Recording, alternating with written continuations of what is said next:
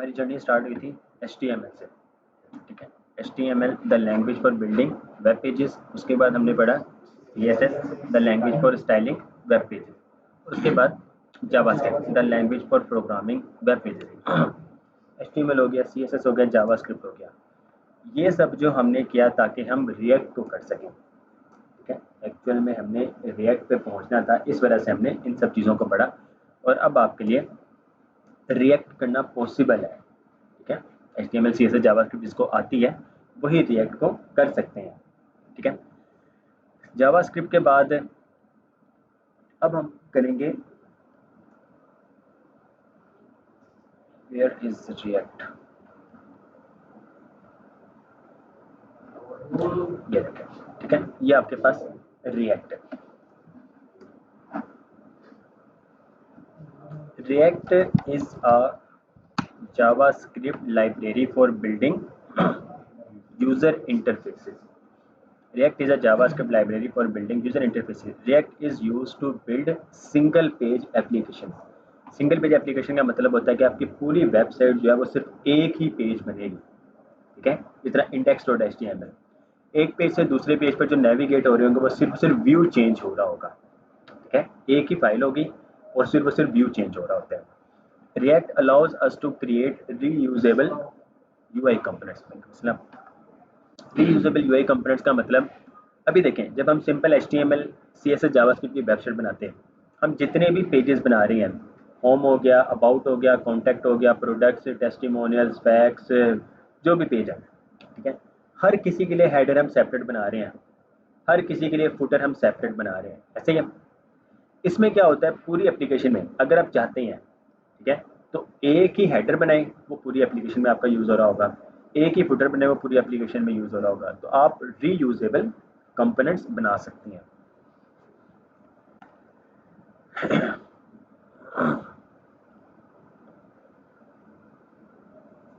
To learn and text React, you should set up a React environment on your computer. अब आपको सबसे पहले एक environment सेटअप करना पड़ेगा React का अपने कंप्यूटर में। This tutorial uses the Create React app. Create React app tool is an officially supported way to create React application. कि आप इस टूल की मदद से React की एप्लीकेशंस को क्रिएट कर सकते हैं। Node.js is required to use Create React app. आपके सिस्टम में सबसे पहले Node.js इंस्टॉल्ड होना चाहिए, ठीक है, जो कि हम सबके सिस्टम में ऑलरेडी इंस्टॉल्ड है, ठीक है, क्योंकि हमने सर्च को किया था। Open your terminal in the directory you would like to create your application. Run this command to create a React application named My React App. Create React App will set up everything you need to run a React application. Okay, इसको छोड़ दें क्योंकि आपने कभी Create React App को globally install नहीं किया होगा, तो इसकी हमें ज़रूरत नहीं है। अब हमने करना क्या है, जब भी आप React की एप्लीकेशन क्रिएट करेंगे, सबसे पहले आपका व्यू ये वाला आएगा, आपकी एप्लीकेशन का बनी बनाई आपको एप्लीकेशन मिल जाएगी। But you should already know, before starting with React.js, you should have intermediate experience in HTML, CSS, JavaScript. इसी वजह से हमने इसको पढ़ा है ताकि आप लोग React को कर सकें। You should also have some experience with the new JavaScript features introduced in ECMAScript 6. You will learn about them in the React ES6 chapter. क्या आप React के ये देखें ES6 चैप्टर में भी इसको पढ़ रहे होंगे, बट इस ES6 है, एरर फंक्शन हम पढ़ चुके हैं, वेरिएबल्स हम पढ़ चुके हैं, let, const and var element की मदद से, एरे के मेथड्स शायद कल आप लोगों ने पढ़ा होगा, लेकिन हम इसको मजीद दोबारा से पढ़ेंगे साथ साथ। Map method, filter method, find method है, ठीक है, रिड्यूस मेथड है, ये सारी चीज़ें हम पढ़ेंगे। डी स्ट्रक्चर करना, spread operator, ES6 modules and ternary operator, ठीक है, तो ये ज़रूरी है, रिएक्ट में ये काम आता है। ओके,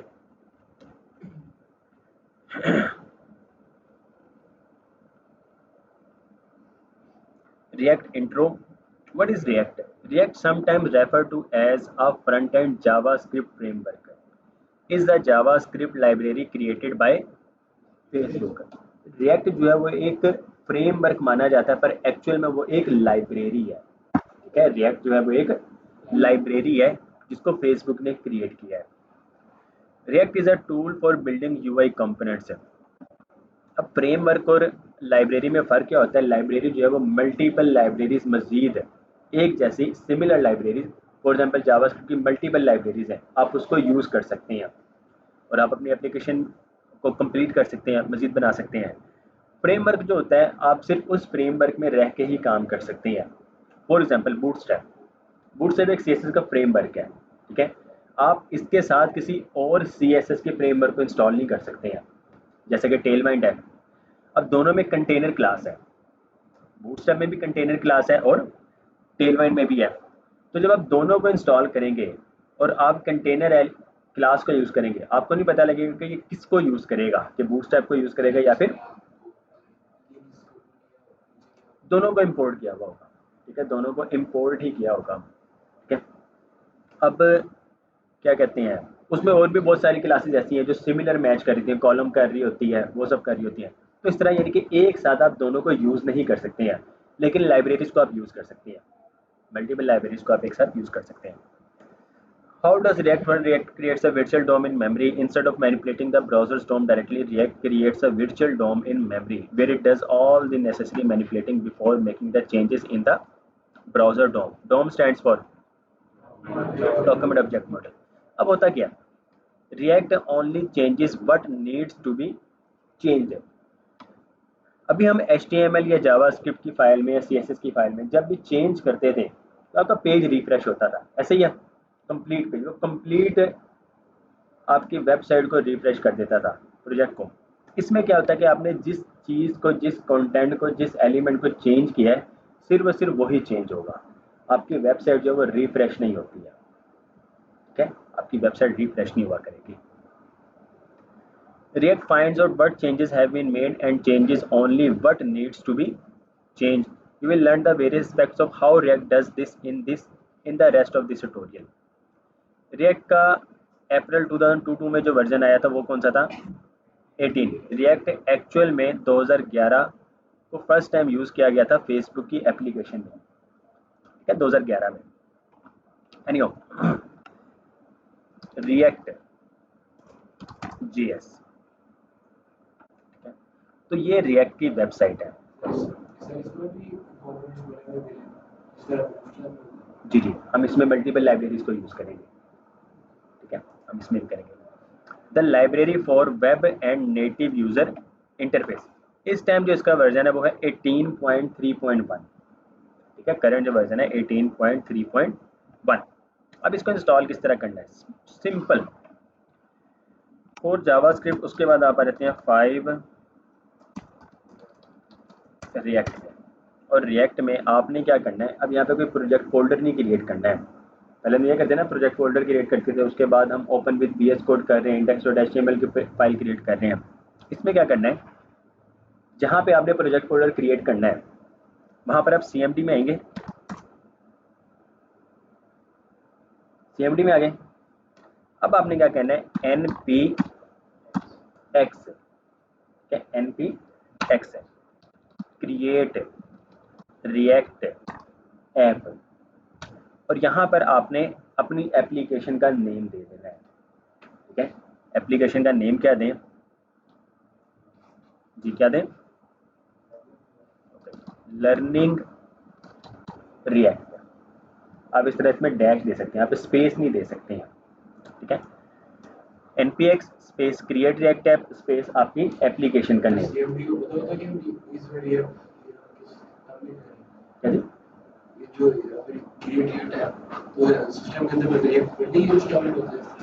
नोड जेएस इंस्टॉल है ना, नोड जेएस इंस्टॉल है, नोड जेएस के साथ आपका npm इंस्टॉल हो जाता है, ठीक है।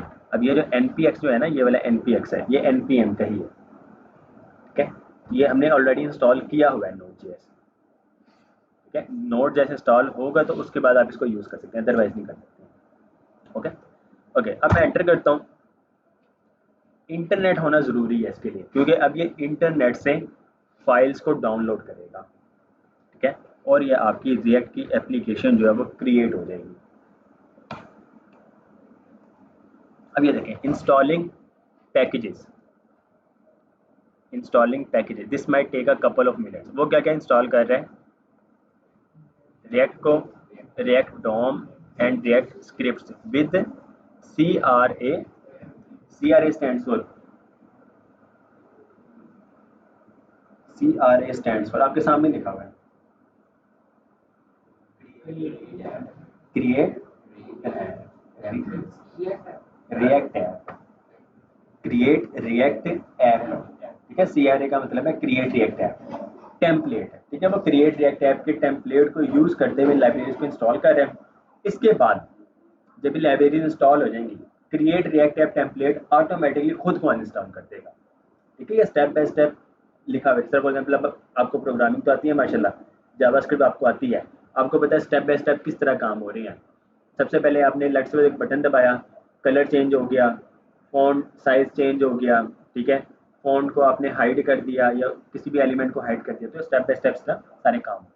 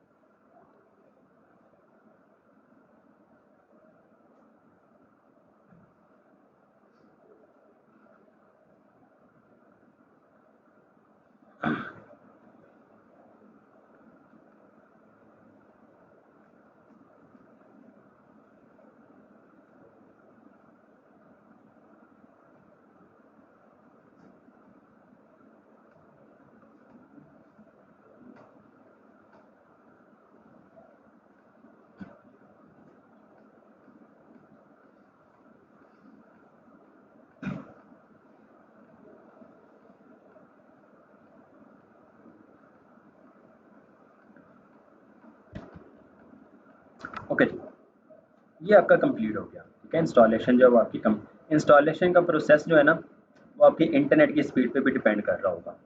अगर आपकी इंटरनेट की स्पीड बहुत स्लो है तो वो जाहिर सी बात सारी चीज़ें जो हो रही हैं उसको इंस्टॉल करने में, डाउनलोड करने में टाइम लेगा, अदरवाइज जल्दी हो जाएगा। आपका ये प्रोजेक्ट जो है वो रिएक्ट का वो क्रिएट हो चुका है। अब आपने क्या करना है वो आपको बता रहा है। We suggest that you begin by typing CD learning React. CD से क्या होता है, चेंज डायरेक्टरी। CMD की मदद से आप एक फोल्डर से दूसरे फोल्डर पे नेविगेट कर रहे हैं।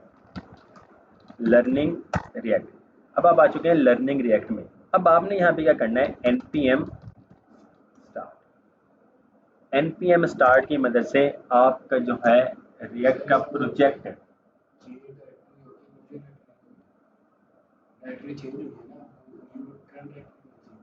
करंट डायरेक्टरी, वो जहाँ पे हमने उसको यूज़ किया था, इंस्टॉल किया था, करंट डायरेक्टरी आपकी ये वाली थी रिएक्ट। हमने जाना था इस प्रोजेक्ट फोल्डर में, तो अब हम इस प्रोजेक्ट फोल्डर में आ गए हैं, ठीक है। चेंज डायरेक्टरी करके नेक्स्ट टाइम जाहिर सी बात आप यहाँ पर ही आके CMD को रन किया करेंगे, वो सिर्फ फर्स्ट टाइम के लिए था। फर्स्ट टाइम भी अगर आप उस तरह ना करना चाहिए, आप यहाँ पर ही आके CMD को रन करें और आप npm स्टार्ट कर दें। ओके, npm स्टार्ट हुआ और ये आपकी एप्लीकेशन आ गई। रिएक्ट ऐप, ये उसका आइकन आ गया, ये रिएक्ट की एप्लीकेशन, बैकग्राउंड कलर ये रिएक्ट का आइकन, ठीक है। Edit source /app.js and save to reload. जी जी, इसको एप्लीकेशन कहा जाता है एक्चुअल में। रिएक्ट की जो है ना उसको एप्लीकेशन कहा जाता है, वेब ऐप कहा जाता है, कि ये वेब एप्लीकेशन है, ठीक है। ये वेब साइट नहीं है एक्चुअल में, ये वेब एप्लीकेशन है, ठीक है। तो किसी को भी, ये मेरे साथ कहने के हाथ हो चुका है एक बार, एक प्रोजेक्ट पकड़ा था लोकली, अब उसको मैं कह रहा हूँ कि ये वेब एप्लीकेशन है, ठीक है, कि हम आपको वेब एप्लीकेशन बना के देंगे, वेब एप्लीकेशन। उसने क्या समझा कि वेब भी और एप्लीकेशन भी, ठीक है, वेबसाइट भी बना के देंगे और एप्लीकेशन भी बना के देंगे। तो बहरहाल खुद की भी गलती कह लें कि मैं शायद सही से कन्वे नहीं कर सका। तो क्या हुआ कि उसको एक सिंपल सी एप्लीकेशन चाहिए थी, वो बना के दे दी थी उसी पैसों में ना। तो बहरहाल किसी को भी यानी किस तरह कहना हो ना तो क्लियर किया कीजिएगा कि भाई ये वेब एप्लीकेशन कहलाती है, ये वेब साइट ही है, ठीक है। अगर आपने एप्लीकेशन बनवानी है एंड्रॉइड का यूज़ की, वो एक सेपरेट चीज़ है। ओके जी, ये आपका प्रोजेक्ट आ गया, ठीक है जी। हमारी मेन फाइल कौन सी होती है, index.html, वो आपको मिलेगी पब्लिक फोल्डर के अंदर index.html। ठीक है जी। ये देखिए ये सब कुछ बना बनाया। टाइटल आपके पास क्या आ रहा था, रिएक्ट ऐप, हमने इसको क्या कर देना है, लर्निंग रिएक्ट, सेव किया तो ये देखिए आपके पास क्या क्या लर्निंग रिएक्ट आ गया। ओके बराबर। बाकी जितनी भी चेंजेस है ना, ये सब जो चीज़ें हैं ये सारी की सारी JS की फाइल में ही बन रही होगी। यहाँ पे देखिए आपकी कौन सी फाइल है, app.js। ठीक है जी।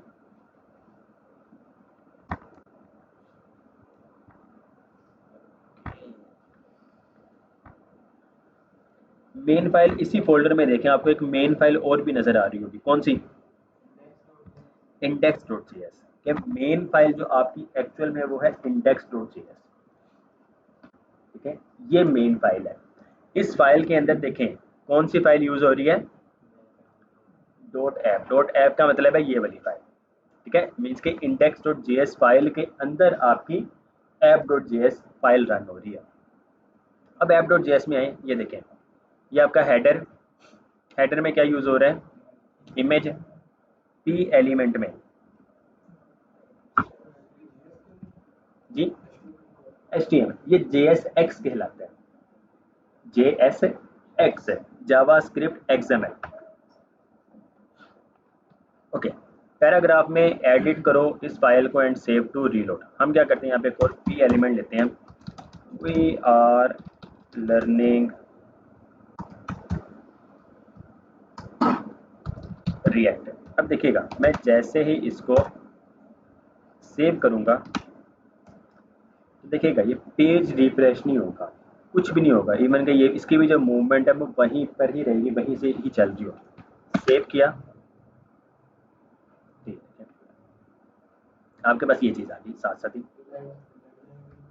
अब लाइव वगैरह का वाला वो सिस्टम खत्म हो जाएगा। अब ये रिएक्ट जो है ना, npm जब आपने स्टार्ट किया ये लाइव ही है। ठीक है, कोड जैसे चेंज होगा ऑटोमेटिकली ये रीलोड हो जाएगा, और रीलोड ये सिर्फ और सिर्फ उतना ही करेगा जितना कंटेंट चेंज हुआ है, और कुछ भी। क्लियर है ये? ओके, ये तो इसका था डिफ़ॉल्ट, जो भी ये इसका खुद का कोड है। हमने क्या करना है, जब भी आपकी एप्लीकेशन, जब भी आप न्यू प्रोजेक्ट फोल्डर क्रिएट करेंगे, सबसे पहले आपने क्या करना है, इस लोगो को, अब ये देखें ये लोगो है यहाँ पे, ये लोगो जो यूज़ हो रहा है ये वाला लोगो है, और ये किस फाइल में कोड था इसका, नहीं app.js। ठीक है, अब app.js में देखें ये क्या हो रहा है, इम्पोर्ट। इम्पोर्ट हम किस नेम से कर रहे हैं, लोगो। कहाँ से कर रहे हैं, logo.sv। ठीक है, इम्पोर्ट करो, ये जावास्क्रिप्ट मॉड्यूल्स बेसिस को कहा जाता है। आप फॉर एग्जांपल आपने कोई सामान किसी मुल्क से इंपोर्ट करवाना हो, तो आप इंपोर्ट कर रहे हैं, वो वहाँ से क्या कर रहे होंगे, वो एक्सपोर्ट कर रहे होंगे। वो एक्सपोर्ट कर रहे होंगे तो आप इंपोर्ट कर सकते हैं, और आप यहाँ से एक्सपोर्ट कोई चीज़ कर रहे होंगे तो वो वहाँ पे इंपोर्ट कर रहे होंगे। तो ये इंपोर्ट एक्सपोर्ट जो होते हैं मॉड्यूल्स होते हैं, मॉड्यूल्स को इंपोर्ट एक्सपोर्ट किया जाता है। मीन्स के पूरी पूरी फाइल को आप किसी एक फंक्शन को आप किसी भी फाइल से एक्सपोर्ट कर सकते हैं, और किसी दूसरी फाइल में आप इसको इंपोर्ट कर सकते हैं। ठीक है, अब ये logo.svg ये फाइल ही पूरी है, आप इस पूरी फाइल को यूज़ कर रहे हैं बस। ठीक है, आपने क्या किया, इंपोर्ट लोगो किया, कहाँ से किया, इस फाइल में से किया।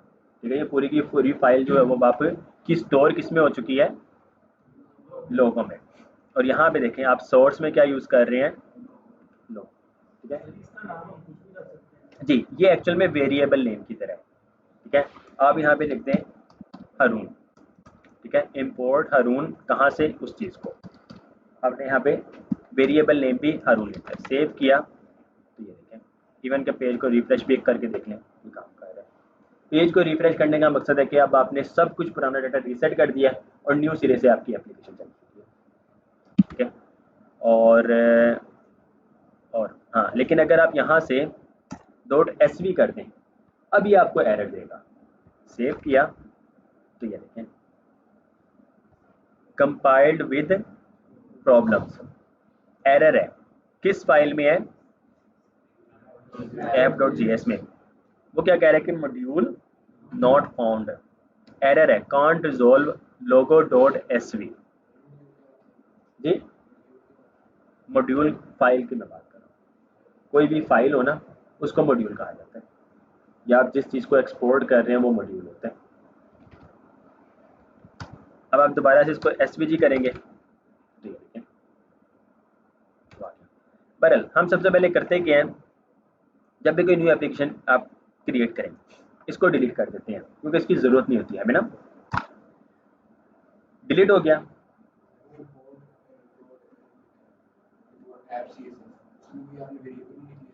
क्योंकि पूरी की पूरी फाइल बस इसमें लिंक हो चुकी है।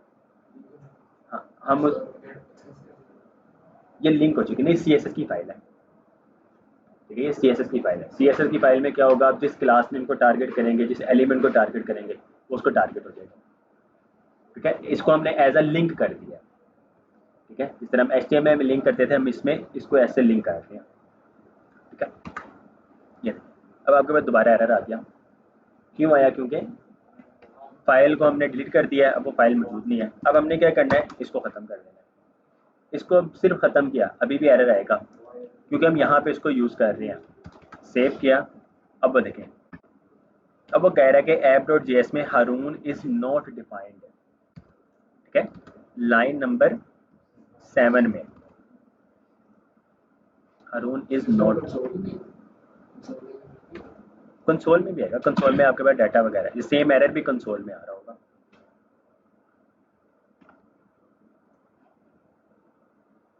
ये देखें, uncaught reference error, Haroon is not defined. ठीक है, app.js में लाइन नंबर 7 में। तो बहरहाल वही चीज़ आपको यहाँ पे भी नजर आ रही, तो आपको जरूरत नहीं है उसकी। ठीक है, ओके, अब हमने क्या करना है, इसको खत्म कर देना है। सेव किया, अब आपकी एप्लीकेशन चल रही है।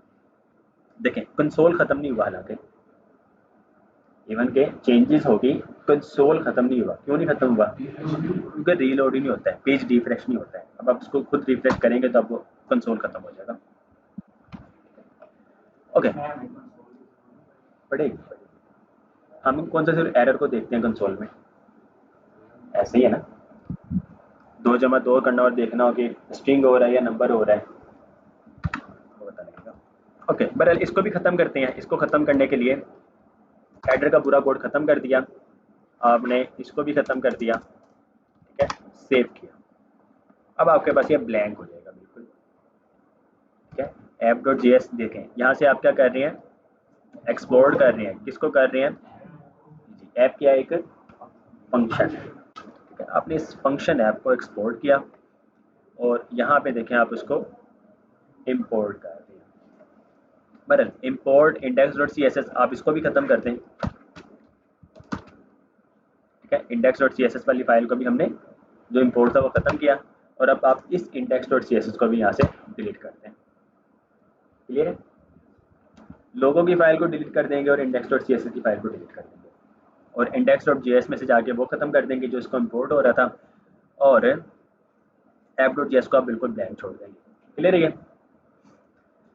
अब आप h1 यूज़ करें, लर्निंग रिएक्ट, सेव किया, तो अभी आपके पास जिस तरह आप सिंपल एक कोर HTML की फाइल को क्रिएट करके यूज़ कर रहे थे, अब आपके पास ये रिएक्ट की एप्लीकेशन आ गई है। क्लियर है?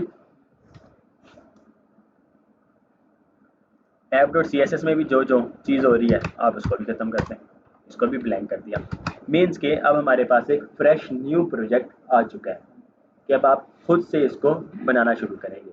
जो रिएक्ट की लाइब्रेरी ने या क्रिएट रिएक्ट ऐप के टेम्पलेट ने जो डिफ़ॉल्ट कोड दिया था, आपने उसको ख़त्म कर दिया। क्लियर है? समझ आ रही है कि नहीं आ रही है? अभी तक हमने किया कुछ भी नहीं वैसे, ठीक है ना। हमने एक प्रोजेक्ट क्रिएट किया उसकी मदद से, और हमने कोड को बस रिमूव किया। अब करना क्या है, आपने SCSS वाला लेक्चर लिया हुआ है? SCSS वो ना एक ट्यूटोरियल बना हुआ है कंप्लीट ना, तो वो मैं शेयर करूँगा, उसको देखिएगा। SCSS CSS की तरह ही है, सेम टू सेम है। अब क्योंकि आप लोग जावास्क्रिप्ट कर चुके हैं, आपको पता है वेरिएबल्स वगैरह किस तरह बनाए जाते हैं, तो आपके लिए SCSS करना अब आसान है। ठीक है, तो वो लेक्चर है, उसको लाजमी देखिएगा। ठीक है, फिर ही आपको SCSS की समझ लगनी है SCSS एक्चुअल में है क्या, नेस्टिंग किस तरह होती है, सारी चीज़ें। अब हमने क्या करना है, इस app.css वाली फाइल को हमने कन्वर्ट कर देना है app.scss।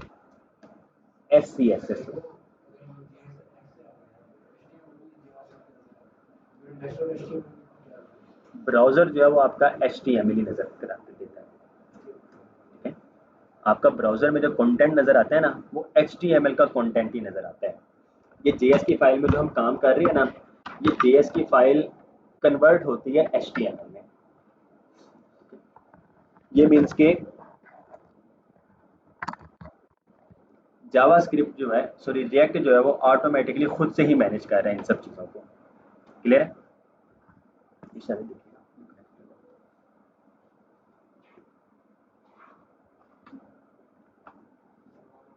हो गया।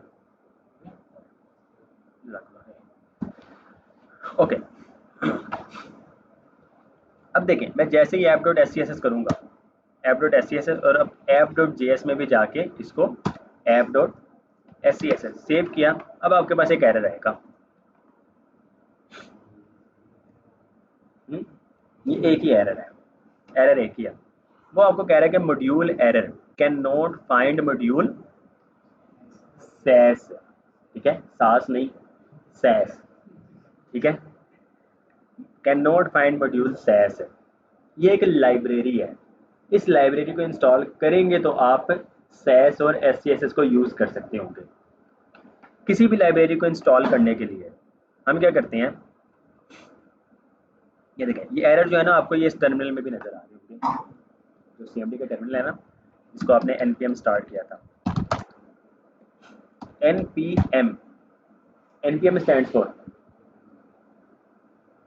बताएं, npm stands for,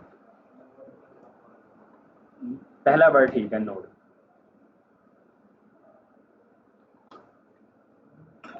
ji, online वाले में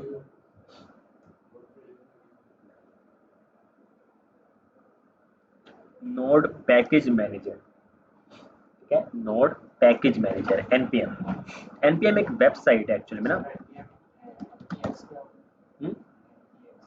npx, npx कभी देखा नहीं है, ये npx stands for node package execute, के एग्जीक्यूट कर दो। ओके, ये एक वेबसाइट है जहां पर फॉर एग्जांपल कल को अगर आप कोई लाइब्रेरी बनाते हैं, तो उस लाइब्रेरी को अगर पूरी दुनिया यूज़ करना चाहती है, तो आप उस लाइब्रेरी को इस प्लेटफॉर्म पे अपलोड करेंगे, फिर कोई भी यूज़र npm की मदद से उसको इंस्टॉल कर सकती है। ठीक है, अब हमने यूज़ करना है, इंस्टॉल करना है npm इंस्टॉल सैस। ठीक है, npm सैस और SSS दोनों सेम है, जब आप ट्यूटोरियल देखेंगे ना आपको पता लग जाएगा।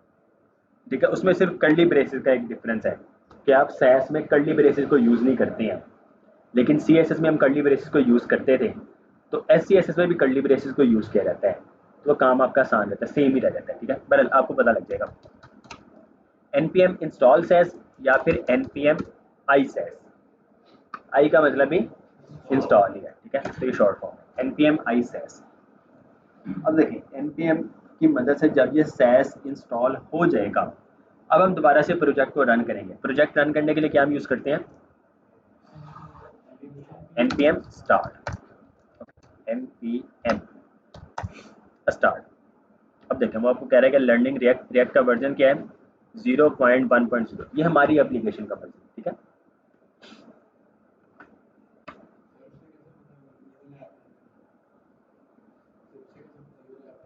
क्योंकि हमने उस प्रोजेक्ट फोल्डर में CMD किया है ना, हमने यहाँ पे CMD को रन किया था। ठीक है, ये देखें, ये लर्निंग रिएक्ट आपका प्रोजेक्ट आ रहा है, तो यहाँ पे आपने npm स्टार्ट किया था।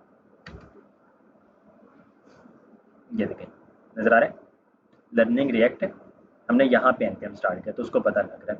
अगर आप कहीं और बाहर करेंगे ये नहीं स्टार्ट होगा।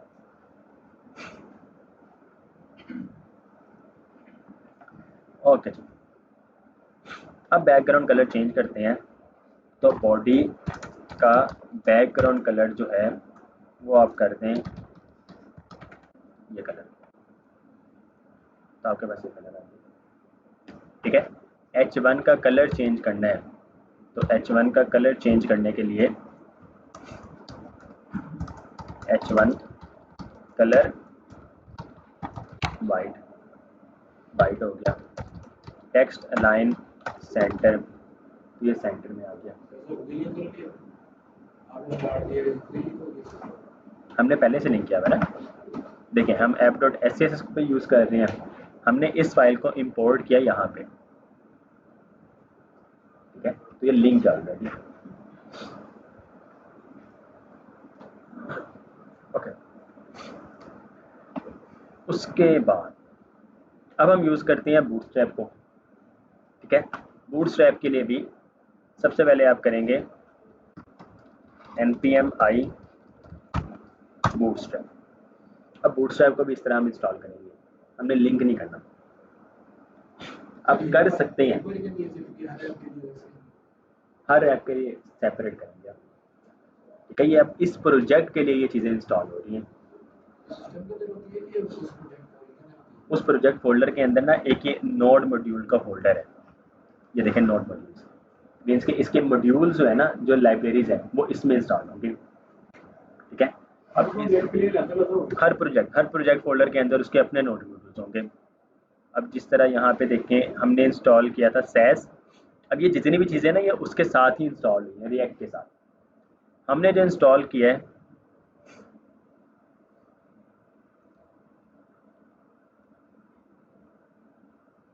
सैस, ठीक है, और हमने अभी क्या इंस्टॉल किया है बूटस्ट्रैप।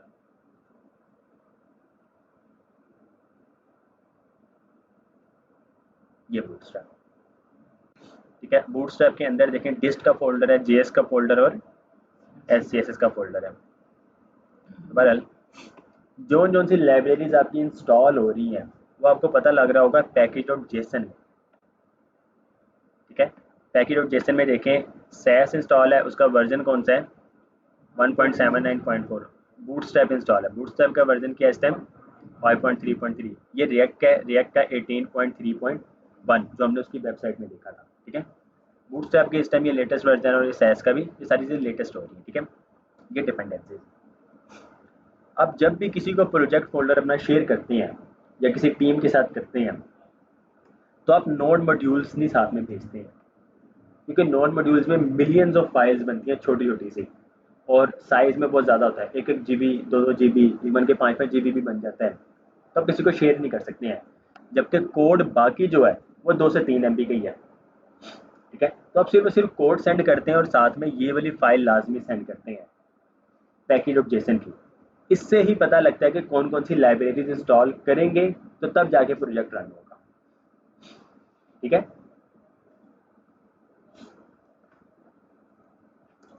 ओके, बूटस्ट्रैप को इंस्टॉल किया। बूटस्ट्रैप को इंस्टॉल करने के बाद अब हमने क्या करना है, इस सोर्स फोल्डर के अंदर हम एक फोल्डर क्रिएट करेंगे SCSS। SCSS के अंदर हम एक फाइल क्रिएट करेंगे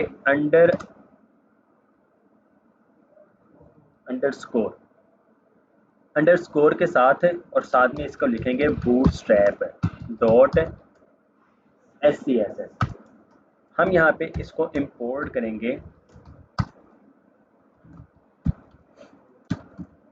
नोड मॉड्यूल्स के फोल्डर के अंदर।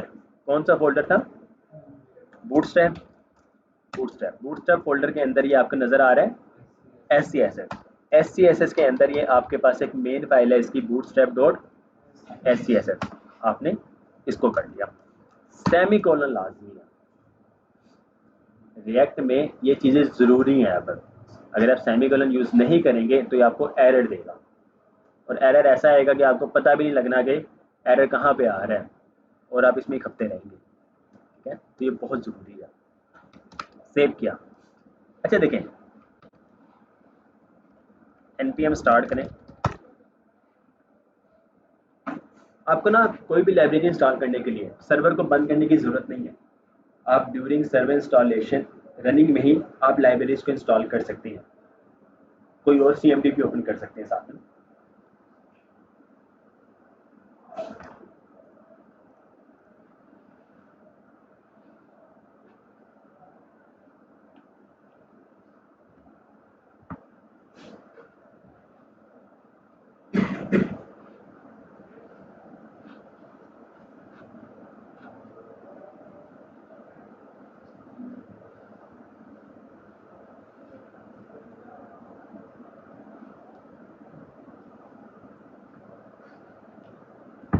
ओके,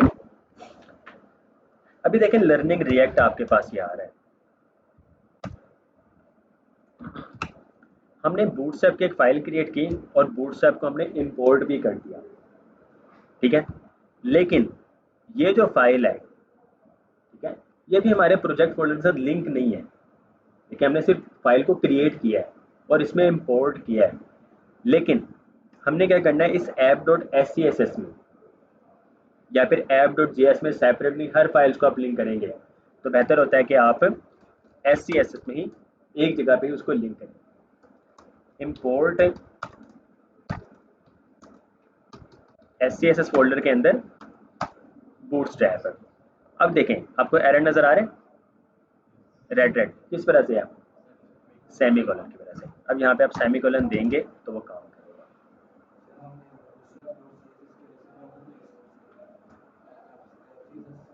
आप यहाँ पे कर सकते थे, लेकिन हमारे ये प्रोजेक्ट होते हैं ना रिएक्ट के, ये बहुत बड़े बड़े बनते हैं, ठीक है। आप एक एक प्रोजेक्ट पे कह लें 7-7 10-10 साल काम कर रहे होंगे, ठीक है। इतने बड़े बड़े प्रोजेक्ट्स बनते हैं और एक बहुत बड़ी टीम मिलकर बना रही होती है। हर फाइल के अंदर बहुत सारी चीज़ें फिर डेप्थ में चली जाएंगी, तो इस वजह से कोशिश की जाती है कि हर चीज़ के ना सेपरेट से इस तरह फाइल बनाई जाए ताकि कल को काम करने में आसानी हो।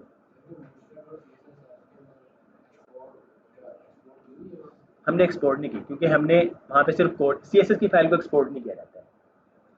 आप JS की फाइल को एक्सपोर्ट करेंगे, JS की फाइल को एक्सपोर्ट करेंगे तो आप कहीं पे इंपोर्ट कर सकते हैं। CSS की फाइल को, CSS नहीं हम ये यूज़ कर रहे हैं, हम SCSS को यूज़ कर रहे हैं, ठीक है। SCSS की फाइल जो है ना वो इस तरह इंपोर्ट हो जाती है, आपकी ज़रूरत नहीं है। Add import bootstrap. अब देखिएगा मैं जैसे ही इसको सेव करूंगा ये app.scss में लिंक हो गया। अब एक्चुअल में होगा क्या, हमने बूटस्ट्रैप में जो भी कोड किया है ना वो सारा का सारा उठ के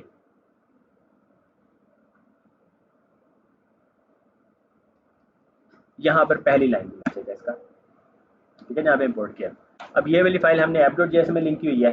app.js फाइल हमारी कहाँ पे इंपोर्ट हो रही है? index.js में। और index.js का जो कोड है ना वो एक्चुअल में index.html में रेंडर हो रहा है, ठीक है। मेन फाइल हमारी आ जाके index.html। अभी आपको मुश्किल लग रहा होगा, जाहिर सी बात है, चीज़ें ऊपर से ही गुजर रही होंगी।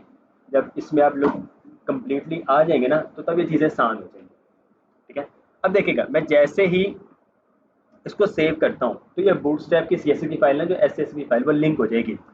तो देखिएगा फॉन्ट फैमिली भी चेंज हो जाएगा, ठीक है। और ये जो ऊपर से आपको स्पेसिंग नजर आ रही है ये भी खत्म होगी। सेव किया,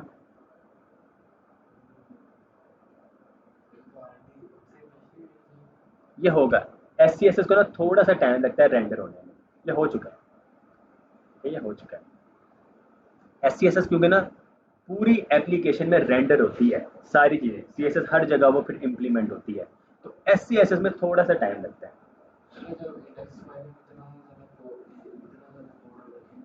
किसमें? हाँ जी, index.html को हमने छेड़ना भी नहीं है, नहीं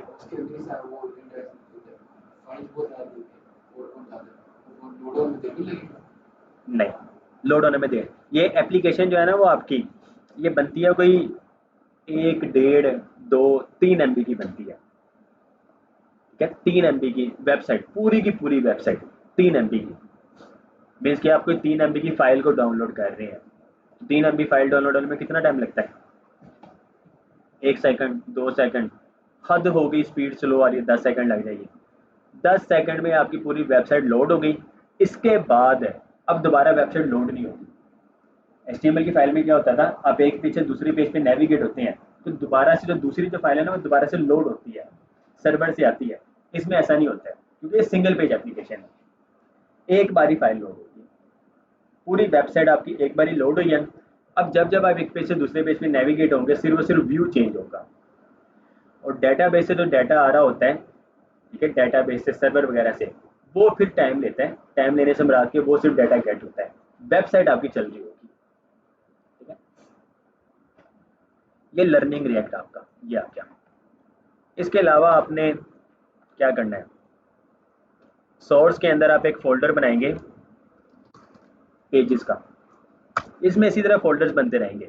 आपके फोल्डर बने, एसेट्स का फोल्डर बनना है, आपका कॉन्टेक्स्ट का फोल्डर बनना है, कंपोनेंट्स के फोल्डर बनेंगे, डाटा का फोल्डर बनेगा, कन्फिग का फोल्डर बनेगा, पेजेस का फोल्डर, SCSS का फोल्डर।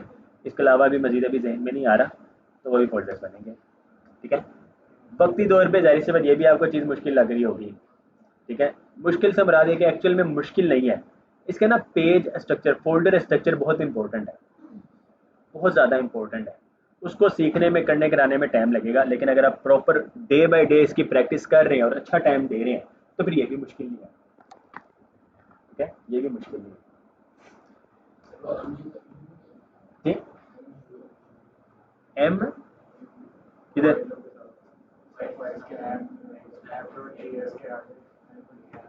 अच्छा ये वो गिट क्या है, ठीक है, हम इस पर भी अब आएंगे। गिट और गिटहब वगैरह ना, ये एक एक्सटेंशन की हुई है लेंस है। इसका मतलब है कि ये जो फाइल है ना, ये मॉडिफाई हुई है। यू का मतलब है कि अनट्रैक्ड है, मीन्स कि हमने एक न्यू फाइल क्रिएट की है। तो ये गिट के साथ खेलने वाला काम है, हम आगे आएंगे इस पर भी ना। ओके ओके, इसको मैं ख़त्म कर देता हूँ आपके सामने ना। इसका ये देखें, ये फोल्डर बन रहा होता है गिट का। ठीक है, जब भी आप एक न्यू प्रोजेक्ट फोल्डर क्रिएट करेंगे, गिट साथ में इनिशियलाइज हो जाता है। आप लोग अपने अपने सिस्टम में गिट को भी इंस्टॉल कर लें। ठीक है, गिट एक सॉफ्टवेयर है। फिर वक्त आप इसको ख़त्म करते हैं, अब वो चीज़ें ख़त्म हो जाएंगी क्योंकि गिट ख़त्म हो चुके हैं इस फोल्डर के लिए। अच्छा, पेजेस, पेजेस के अंदर, पेजेस के अंदर आप एक और फोल्डर बनाएं और फोल्डर का नेम रखें फ्रंट एंड। फ्रंट एंड से मुराद ये कि जो चीज़ें यूज़र को पब्लिकली फ्रंट एंड में नज़र आ रही होंगी। आपकी रिएक्ट एप्लीकेशन में ऑथ का एक फोल्डर बन रहा होगा, एक डैशबोर्ड का फोल्डर बन रहा होगा, और एक आपका ये फ्रंट एंड, जो कि मेन चीज़ें हैं। इस फ्रंट एंड के अंदर सबसे पहला जो पेज होता है, यूज़र जो भी वेबसाइट को विजिट करता है, वो कौन सा पेज कहलाता है, होम। ठीक है, तो उसके लिए भी अब आप एक फोल्डर क्रिएट करेंगे, बल्कि आप अभी आप फाइल क्रिएट कर लें। ठीक है, आप फोल्डर पे रह जाए, होम डॉट JS। ठीक है, HTML से निकल के अब आप लोग किस पे आ गए हैं, JS में। अब HTML की कोई फाइल नहीं आपने क्रिएट करनी है, उसको आपने ख़त्म, टाटा बाय बाय कह दिया। इसके लिए अब ये पेज जो है ना, ये एक्चुअल में एक कंपोनेंट आपने बनाया है। ठीक है, ये कंपोनेंट है, लेकिन क्योंकि ये पेज है हम इसको पेज कहते हैं। इसके लिए सबसे पहले आपने करना है इंपोर्ट।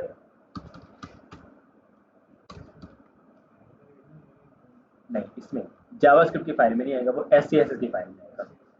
ठीक है, उसमें ऐड के साथ इंपोर्ट करते हैं। JS की फाइल में इस तरह इंपोर्ट करें। इंपोर्ट क्या करो, रिएक्ट फ्रॉम, कहाँ से करना है, अब सिर्फ आप रिएक्ट लिखेंगे without dot, without forward slash का मतलब है कि ये डायरेक्ट नोड मॉड्यूल्स के फोल्डर में जाएगा। ठीक है, और नोड मॉड्यूल्स के फोल्डर के अंदर से इसने रिएक्ट को गेट किया। हमेशा हर फाइल में टॉप पे आपके पास ये रिएक्ट किया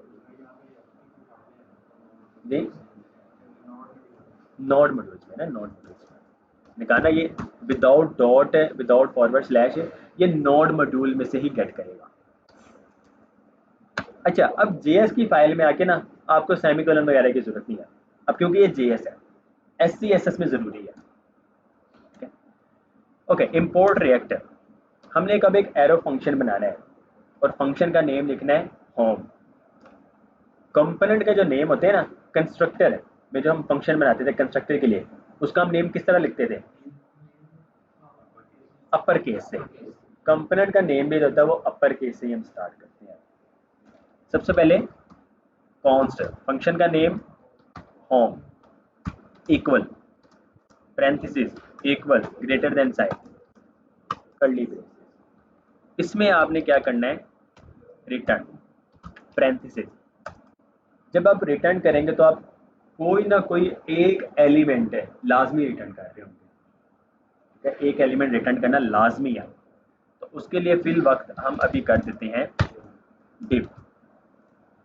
ठीक है, अभी देखें ये जेएस की फाइल है, ठीक है, ये नोट करें, फोकस करें, ये जेएस की फाइल है, लेकिन मैं डिव लिख रहा हूँ तब भी एलिमेंट आपका पूरा आ जा रहा है बीएस कोड में। इसके लिए हमें क्या करना होता है, यहाँ पे लैंग्वेज में जाके आपको जावास्क्रिप्ट, बाय डिफॉल्ट ये होता है। अब आपने क्या कर देना है, जावास्क्रिप्ट JSX है। अभी देखें, अगर मैं इसको इस तरह लिखता हूँ, ठीक है, इसको रिफ्रेश किया, अब मैं लिखता हूँ H1 तो मेरे पास देखें नहीं आ रहा है, मैं P लिखता हूँ तो मेरे पास वो नहीं आ रहा है, मैं BR लिखता हूँ तो नहीं आ रहा है। लेकिन जब मैं इसको जावास्क्रिप्ट JSX में कर दूंगा तो अब देखिएगा मैं H1 भी लिखता हूँ तो मेरे पास ये H1 आ रहा है। ठीक है, तो ये आपके काम को आसान कर देगा। Okay, this is a home page. एक और चीज, रिटर्न के अंदर, रिटर्न के अंदर आप सिर्फ और सिर्फ एक ही पेरेंट एलिमेंट को रिटर्न करवा सकते हैं। आप एक साथ दो एलिमेंट को रिटर्न नहीं करवा सकते हैं। आप एलिमेंट के अंदर मजीद नेस्टिंग एलिमेंट करके वो काम कर रहा होगा, लेकिन एक साथ जिस तरह H1 और H2 ये एरर देगा। ठीक है, दो एलिमेंट पेरेंट नहीं बन सकते हैं। इसी चीज को अगर आप डिव के अंदर ले आए तो ये काम करेगा। ठीक है, लेकिन अगर आप चाहते हैं कि डिव एलिमेंट भी ना हो, ठीक है, डिव एलिमेंट, तो आप क्या करें, आप इसको खत्म करते हैं, सिर्फ ये। ठीक है, ये काम करेगा। इसको कहा जाता है फ्रेगमेंट। ये रिएक्ट से इंपोर्ट होता है, मैं आपको करके दिखाता हूँ फ्रेगमेंट।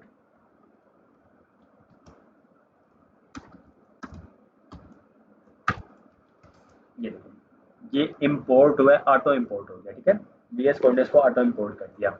इंपोर्ट करो रिएक्ट, और साथ में कहाँ से करना है, रिएक्ट से। आपने फ्रेगमेंट को इंपोर्ट किया। ठीक है, तो अब ये वाला जो है ये इसका पेरेंट एलिमेंट बनता है। इसका मतलब है कि ये कोई भी एलिमेंट नहीं है। ठीक है, ये एलिमेंट कोई भी नहीं है। अगर आप यहाँ पे डिव यूज करते हैं तो एक्चुअल में ये एलिमेंट कंसिडर होता, एक ब्लॉक लेवल एलिमेंट। ठीक है, ओके, सेव किया, यहाँ पे कुछ भी नहीं। अब अगर आप चाहते हैं कि ये जो होम पेज है ये आपको app.js में नजर आए, आपने क्या करना है, लेफ्ट एंगल ब्रैकेट, कंपोनेंट जो है ना, अब एलिमेंट जो है वो स्मॉल से स्टार्ट होते हैं, कंपोनेंट जो है वो आपके अपर केस से स्टार्ट होते हैं। ठीक है, तो आपने होम,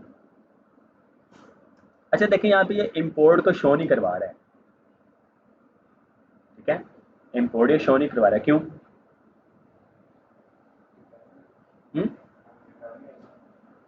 समझ लगी? नहीं नहीं, रिटर्न में ये तो यानी कि एक एलिमेंट आपका हो गया ना। ये देखो, अगर मैं यहाँ से import home from pages, pages के अंदर फ्रंट एंड, फ्रंट एंड के अंदर होम की फाइल, ऐसे ही है। मैं सेव करता हूँ तो ये एरर देगा, इसमें सेमीकोलन का नहीं है। ठीक है, इवन कि आप यहाँ से भी खत्म कर दें तो कोई इशू वाली बात नहीं। जी, क्या एरर आ रहा है? हमने वहाँ से एक्सपोर्ट नहीं किया, एक्सपोर्ट नहीं किया तो आप इंपोर्ट नहीं कर सकते हैं। तो आप होम की फाइल में जाके इसको कहेंगे एक्सपोर्ट डिफॉल्ट होम। ठीक है, लास्ट लाइन में जाके जब फंक्शन ख़त्म हो जाए तो एक्सपोर्ट करें। अब सेव करें तो ये काम करेगा। तो ये देखिए होम पे जाके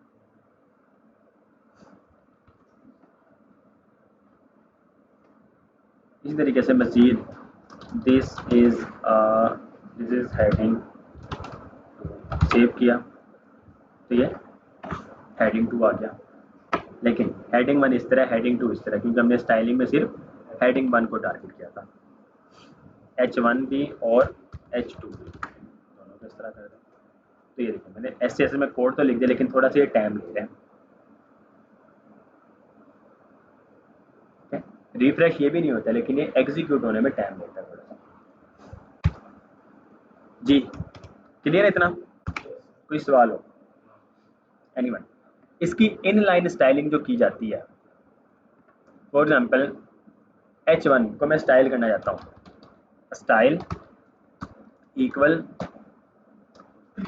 कलर रेड, ये एरर देगा क्योंकि CSS इंटरनल जो स्टाइलिंग है ना उसका तरीका चेंज हो गया है रिएक्ट में आके। ये देखें एरर आ गया। इसमें आपने इसको एज अ ऑब्जेक्ट, इस ऑब्जेक्ट के अंदर दोबारा से ऑब्जेक्ट, और अब यहाँ पे आपके पास देखें कलर और रेड, सेव किया ये कलर रेड हो गया।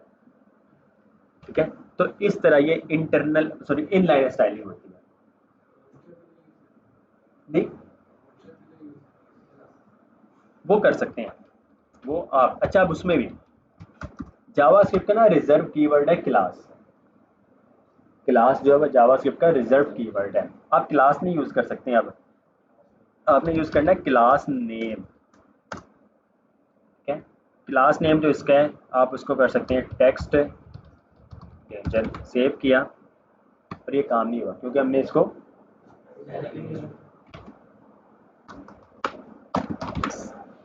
टेक्स्ट रेंजर हो गया। ठीक है, सक्सेस करेंगे तो ये सक्सेस हो गया। ठीक है, मिलकर क्लासेस आप सारी इस तरह यूज कर सकते हैं। हमने की है।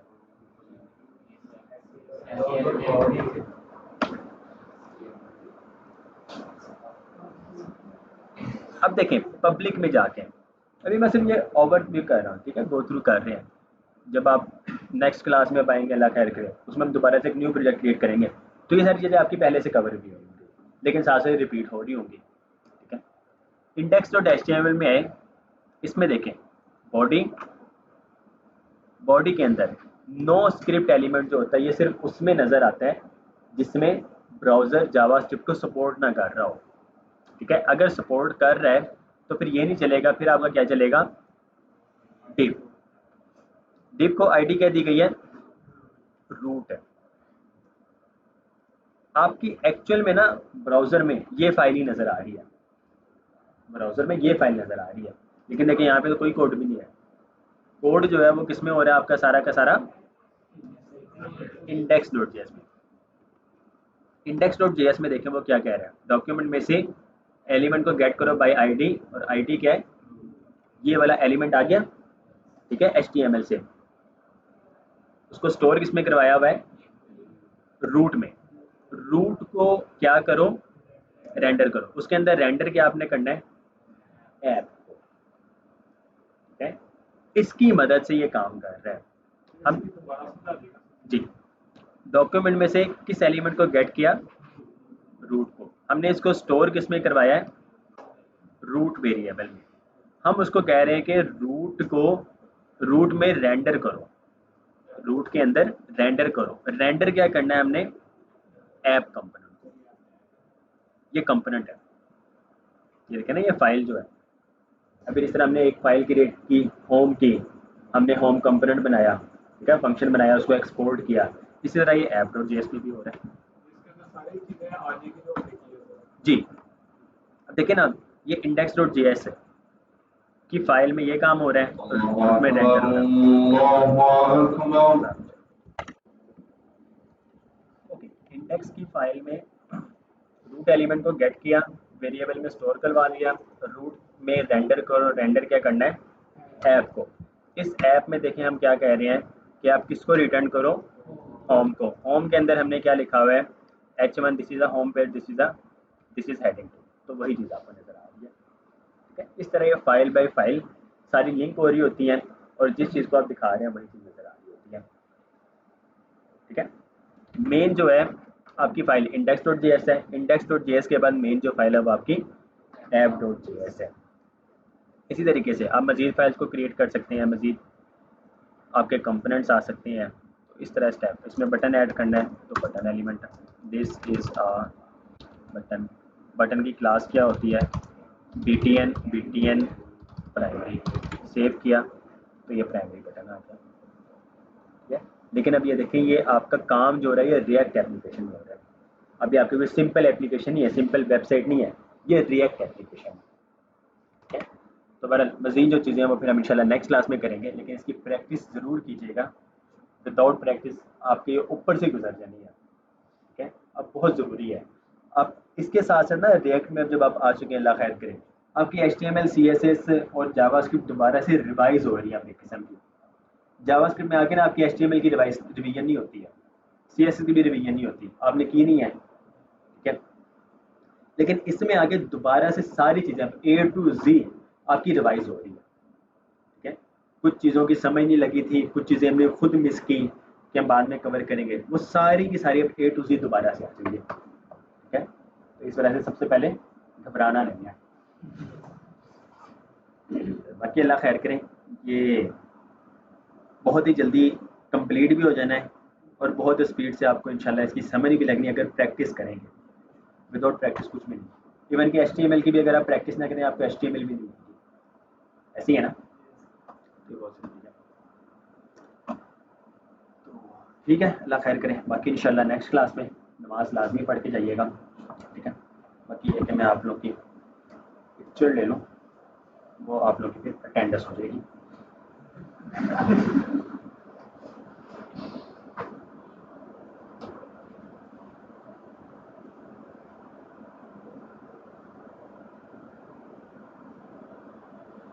सर टैब का मुझे बता दीजिएगा, जिस तरह फोल्डर में से जब आप पैच के सेम वो डॉट डॉट लगा के स्लैश लगाते हैं, उसका थोड़ा सा समझा दीजिए। डॉट डॉट का मतलब होता है कि बैक जाओ। ठीक है, अब फॉर एग्जांपल हम यहाँ पर इस टाइम आपका मेन फोल्डर ये है, नोड मॉड्यूल्स भी यहाँ पर है, आप इसके अंदर गए सोर्स में। ठीक है, सोर्स के अंदर गए आप SCSS में, अब आप गए बूटस्ट्रैप में।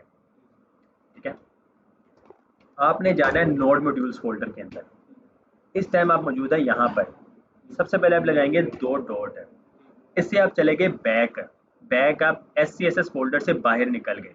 SCSS के बाहर क्या अब आपके पास है, सोर्स। आप देखें सोर्स में आ गए, सोर्स में आपके पास पेजेस आ रहे हैं, सोर्स में आपके पास SCSS आ रहे हैं, सोर्स में आपकी ये सारी फाइल्स आ रही हैं, लेकिन आपने इससे भी बाहर निकलना है नोड मॉड्यूल्स में जाने के लिए। अब आप दोबारा से 2 डॉट लगाएंगे, अब आप आगे नोड मॉड्यूल्स में देखें, अब आपके पास ये पब्लिक फोल्डर भी आ रहा है और ये सोर्स फोल्डर भी आ रहा है, पैकेज.json, पैकेज log.json और ये readme.md। ठीक है, ये देखें node modules, package log.json, पैकेज.json, readme.md, public और ये सोर्स। हमने किस में जाना है, नोड मॉड्यूल्स में। आप नोड मॉड्यूल्स में आ गए, इसमें आपने जाना है बूटस्ट्रैप में। बूटस्ट्रैप में आ गए, बूटस्ट्रैप में SCSS में आपके पास बूटस्ट्रैप जी, नोड मॉड्यूल्स के अंदर ये लाइब्रेरी है ना, ये देखें बूटस्ट्रैप। बूटस्ट्रैप के अंदर आपके पास ये SCSS के अंदर आपके पास ये देखिए सारे फोल्डर्स एंड फाइल्स हैं, लेकिन हमने किसको एक्सेस करना था, bootstrap.scss को, इस फाइल को। इसमें देखें ये सारे काम, इसमें इसकी सारी फाइल्स हैं, फंक्शंस हैं, वेरिएबल्स हैं, कलर्स हैं, root, type, images, containers, grid, tables, forms, button, transaction, drop down, ये सारी चीज़ें इसमें लिंक है। फोल्डर हम बना रहे हैं, ये फोल्डर जो हमारी जो लोकल डिस्क है उसमें नजर आते हैं या बने हैं? जी, यहाँ पे गए नोड मॉड्यूल्स, नोड मॉड्यूल्स में इसमें ये आपके पास बूटस्ट्रैप, बूटस्ट्रैप के अंदर डिस्ट, JS, SCSS के अंदर फॉर्म्स, हेल्पर, मिक्सिंग, ये सारी चीज़ें, और ये आपकी bootstrap.scss। ये सारी चीज़ें जो हैं ये लोकल स्टोरेज में स्टोर हैं तो VS कोड में नज़र आ रही है। ठीक है, अच्छा, अगर आप जिस तरीके से आप JS की फाइल में रिएक्ट को सिंपल लिखते हैं तो वो रिएक्ट में नोड मॉड्यूल्स में से ही गेट कर रहा है। ऐसे ही है, अगर आप इसको करना चाहते हैं कि आप डायरेक्ट बूटस्ट्रैप लिखें और ये नोड मॉड्यूल्स फोल्डर में से ही गेट करें, तो इसके लिए आपको सिर्फ और सिर्फ ये यूज़ करना पड़ेगा। इसको कहते हैं टिल्ट, ठीक है, ये टिल्ट सिंबल कहलाता है। तो आपने इसको यूज़ किया तो ये आपका काम हो। क्लियर है जी? कोई सवाल हो? इससे ये खुद अब नोड मॉड्यूल में जाएगा। इसकी मदद से अब ये नोड मॉड्यूल में जाएगा। नोड मॉड्यूल में देखेगा वो बूटस्ट्रैप का फोल्डर है, उसके अंदर SCSS और उसके अंदर बूटस्ट्रैप का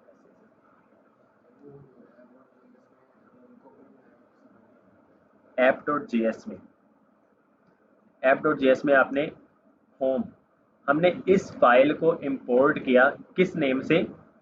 होम से, और उसी को हमने एज अ कंपोनेंट यूज किया। ये पूरी फाइल है, ये टैग है ना, आपने इसको जो यूज किया है, ठीक है, इसको जो यूज किया एक्चुअल में हो क्या रहा है, इसको यूज करने पे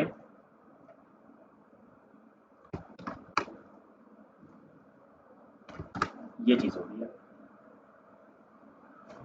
ठीक है। उस फाइल के अंदर जो भी कोड था एज इट इज वो यहाँ पर इस तरह आ जाता है एलिमेंट, और JS का कोड JS में आ जाता है। नेक्स्ट क्लास में इंशाल्लाह JS को भी साथ साथ हम यूज़ करेंगे, क्योंकि एक्चुअल में तो JS ही है ना ये। पर देखिए इस तरह नहीं है, फोल्डर स्ट्रक्चर बनता होता है, आपकी सारी फाइल सेपरेटली होती है। कल को आपने होम की फाइल में सिर्फ कुछ चेंजेस करनी तो आप होम की फाइल में जाएंगे।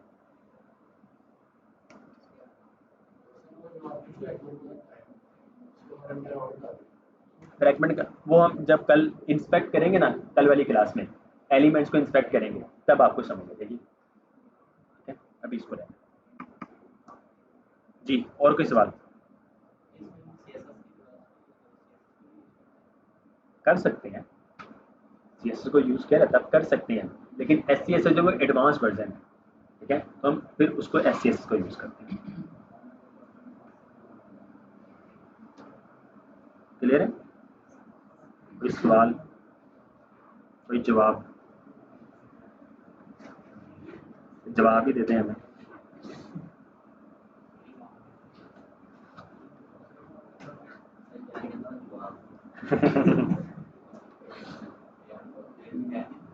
ठीक है जी, जज़ाकुमुल्लाह खैरा।